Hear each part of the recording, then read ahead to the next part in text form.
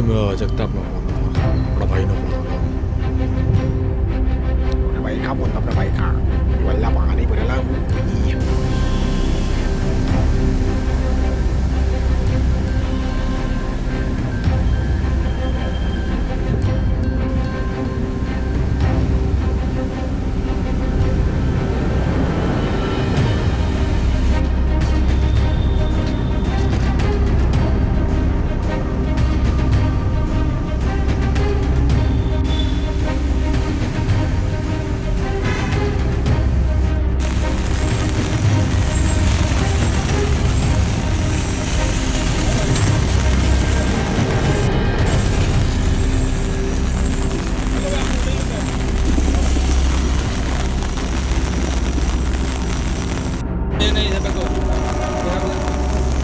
ये बोर्ड बदल પછી જ કરે એન્ટ્રી કરવાની.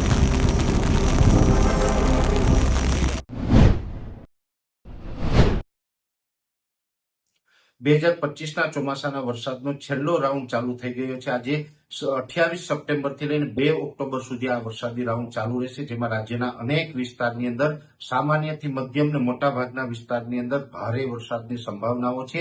અનેક જગ્યાએ 2 થી 5 ઇંચ તો કોઈ જગ્યાએ 5 ઇંચ કરતા પણ વધુ વરસાદ વરસી શકે છે. જેમાં ખાસ કરીને જોવા જઈએ તો બંગાળની ખાડીનું જે સાયક્લોનિક સર્ક્યુલેશન હતું એ પશ્ચિમ દિશામાં ગતિ કર્યું અને એ સાયક્લોનિક સર્ક્યુલેશન ગઈકાલે મહારાષ્ટ્ર ઉપર આવીને મજબૂત બનીને લો પ્રેશર બન્યું હતું. એ લગભગ હવે આવનારા 24 કલાકની અંદર મુંબઈ આસપાસ આવીને ડિપ્રેશન બની શકે છે. એટલે કે હજુ પણ આ સિસ્ટમ છે મજબૂત બની શકે છે.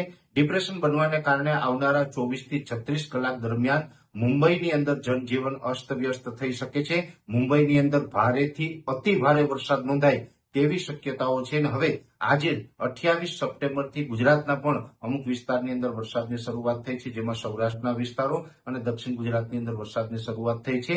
હવે આ જે સિસ્ટમ છે એ મુંબઈ ઉપર થઈ અને દક્ષિણ ગુજરાત ત્યારબાદ સૌરાષ્ટ્ર ઉપર થઈને અરબ સાગરમાં પશ્ચિમ દિશામાં આગળ જવાની છે, જેની અંદર આજે 28 તારીખથી લઈને 2 ઓક્ટોબર વચ્ચે જે વરસાદ નોંધાશે, જેની અંદર સૌથી વધુ તીવ્રતા છે દક્ષિણ ગુજરાતની અંદર જોવા મળશે, જેમાં ભરૂચ, અંકલેશ્વર, રાજપીપળા, સુરત, વલસાડ, વાપી, બારડોલી, બિલીમોરા, ડાંગ આ તમામ જે વિસ્તારો છે તમામ વિસ્તારની અંદર 3 થી 5 ઇંચ અને અમુક વિસ્તારમાં 5 થી 10 ઇંચ સુધીના વરસાદ વરસી શકે છે.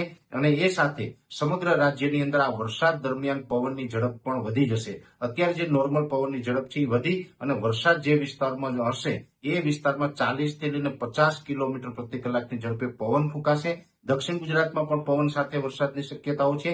સૌરાષ્ટ્રની અંદર વાત કરવા જઈએ તો ભાવનગર, અમરેલી, ગીર સોમનાથ અને જુનાગઢ જેવા વિસ્તારની અંદર 2 થી લઈને 3 ઇંચ અને 1-2 સેન્ટરમાં 5 ઇંચ સુધીનો વરસાદ વરસી શકે છે.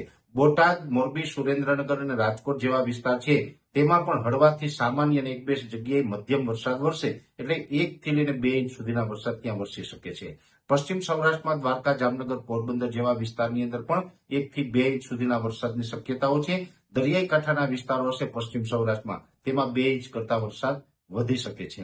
એ સાથે મધ્ય ગુજરાતની અંદર વિરમગામ, સાણંદ, આણંદ, નડિયાદ, ખેડા, વડોદરા, કપડવંત, ગાંધીનગર અને અમદાવાદ જેવા વિસ્તાર છે તેમાં પણ 1 થી 1.5 ઇંચ અને અમુક વિસ્તારમાં 1 થી 2 ઇંચ સુધીનો વરસાદ છે આજે 28 તારીખથી લઈને 2 ઓક્ટોબર દરમિયાન જોવા મળે તેવું અનુમાન છે. કચ્છની અંદર પણ સાર્વત્રિક રીતે અડધાથી લઈને 1.5 ઇંચ સુધીનો વરસાદ વરસી શકે.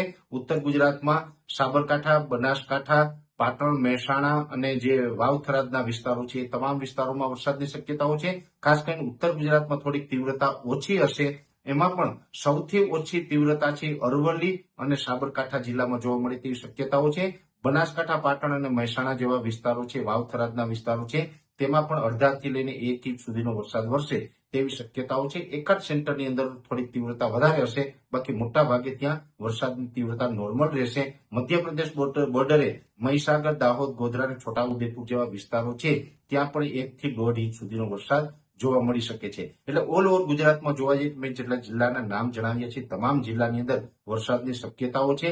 ખાસ કરીને દક્ષિણ ગુજરાતની અંદર સૌથી વધુ તીવ્રતા જોવા મળશે અને બીજા નંબર ઉપર હશે સૌરાષ્ટ્રના ભાગો. અને આ વરસાદ છે એ જે વિસ્તારોની અંદર હશે ત્યાં ગાજવીજ અને ભારે પવન સાથે તોફાની વરસાદ જોવા મળે તેવું અનુમાન છે. એટલે આ 28 થી લઈને 2 ઓક્ટોબર સુધીનો આ વરસાદનો રાઉન્ડ છે અને 2025ના ચોમાસાનો અને છેલ્લો રાઉન્ડ ગણવાનો છે. આ રાઉન્ડ પૂર્ણ થયા પછી રાજ્યમાંથી ચોમાસાની વિદાયની શરૂઆત થઈ જશે. એટલે ખાસ કરીને અત્યારે દરેક મિત્રોએ સાવચેતી રાખવાની છે, કેમ કે આ વરસાદી રાઉન્ડ છે થોડોક ભારે રાઉન્ડ છે, પવન સાથે રાઉન્ડ છે, ને અત્યારે નવરાત્રીનો તહેવાર પણ ચાલી રહ્યો છે. ખેડૂતોને પાક હાર્વેસ્ટિંગ કરવાનો છે, ને આ ટાઈમે આ વરસાદી માહોલ રહેવાનો છે. આજથી લઈ અને દશેરા સુધી હવે કન્ટિન્યુ નવરાત્રી પૂર્ણ થાય ત્યાં સુધી આ વરસાદી માહોલ જોવા મળે તેવું એક હાલ અમારું અનુમાન છે.